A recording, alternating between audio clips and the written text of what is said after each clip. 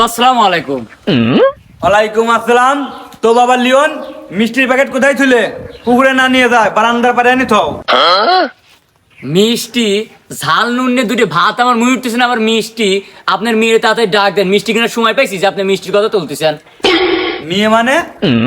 মেয়ে মানে হচ্ছে ছেলের বিপরীত, অর্থাৎ চুল বড় বড়, এই শাড়ি পরে, চুড়ি পরে, ওই আপনার মেয়ে যে আমার সাথে বিয়ে দিয়েছেন ও ডাক দেন। হ্যাঁ, সে তো আমি বুঝেছি। আমার মেয়ে তো তোমার কাছে।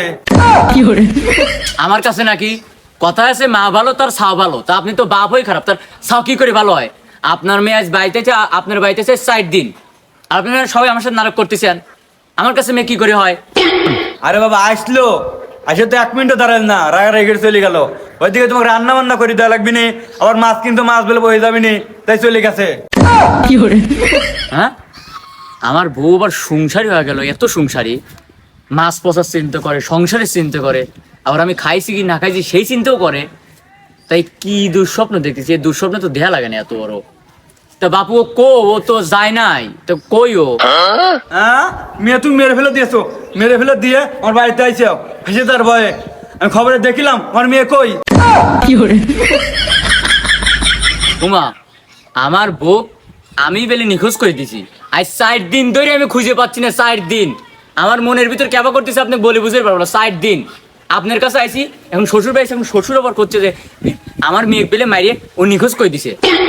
আমি বাড়ি ঘুমাইতে পারি না, ঠিক মতো ঘুমাইতে পারি না, খাবির পারি না, খাতে গেলে দরকার করেছে খাবারের ভিতর কি মিশে দিছে, এটা আমি ঘুমাইতে পারি না, খাবির পারি না, কবিরও পারি না। আর এখন আপনি এখন বলতেছেন উল্টো আবার আমার কাছে দোষ দিচ্ছেন।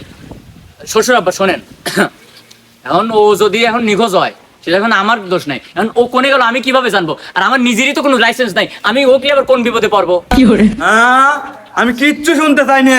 আমার একটা মাত্র মেয়ে, খুব আদরের। 1 ঘন্টার ভিতরে তুমি হাজির করবে, নাহলে তোমার সমস্যা যাবে নি। আমার মেয়ে একটু বোকা বলে তোমার কাছে বিয়ে দিলাম, তাতে সুখে শান্তিতে সংসার করে খেতে পারে রে।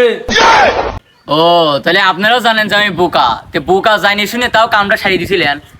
আচ্ছা যাই হোক আব্বা শোনেন, আমি কিন্তু বোকা বোকা না। তে আপনার মেয়ের যে আমি বাড়িতে লিয়ে আইছি, মানে আমার বউক যে বাড়িতে লিয়ে আইছি, আপনার মেয়ে এমনও তো হতে পারে যে আপনারা হয়তো বা আপনার মেয়েকে কোথাও সাইডে সরাই রেখে এখন আমার সাথে হয়রানি করতেছেন, এরই বাকি গ্যারান্টি আছে?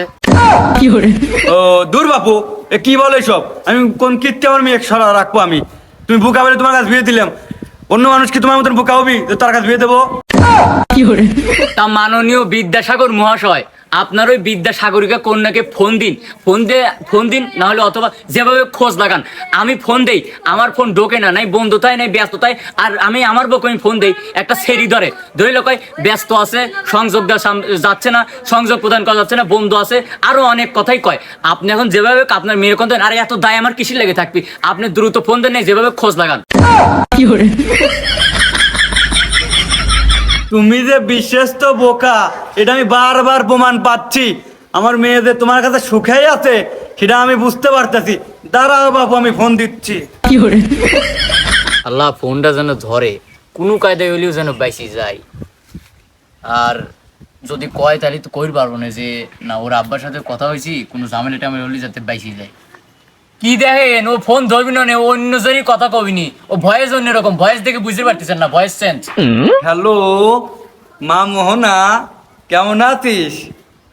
ও ভালো আছিস তো? 2-3 দিন আগে তো গেলাম করে চলে আলি তোর স্বামীর সাথে, তাই সে তো 5 মিনিটও দাঁড়ালি না, মায়া দেখিয়া চলে গেলি। তো কোথায় আছিস? ও তোর খালাদের বাড়িতে। তো 2-3 বাড়ি ফাঁকেই দেখ তোর ফুদের বাড়ি, ওখানেও যাস। ও আসতেছিস? তাহলে আয়।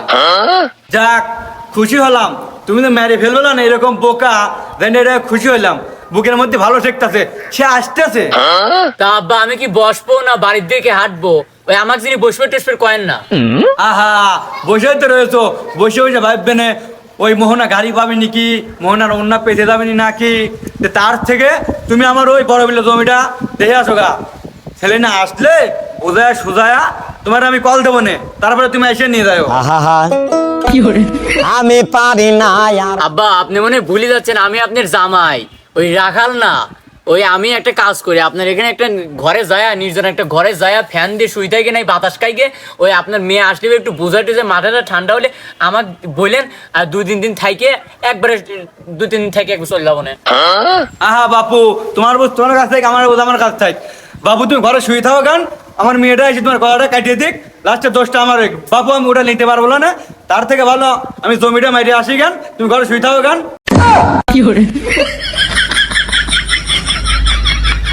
আমি যা ঘরে শুয়ে থাই, ওর মেয়ে যে জল্লাদ, সত্যি সত্যি না আবার আমার মাথায় না মারলি হয়। ভাগ্য আমার ভাই, আমার এখন নিয়ে নাই, ও যখন আসে তখন এসে কোন যাই গিয়ে আবার দাঁড়ান, আমি আসতেছি, আপনার সাথে আমি ভুল মারবো।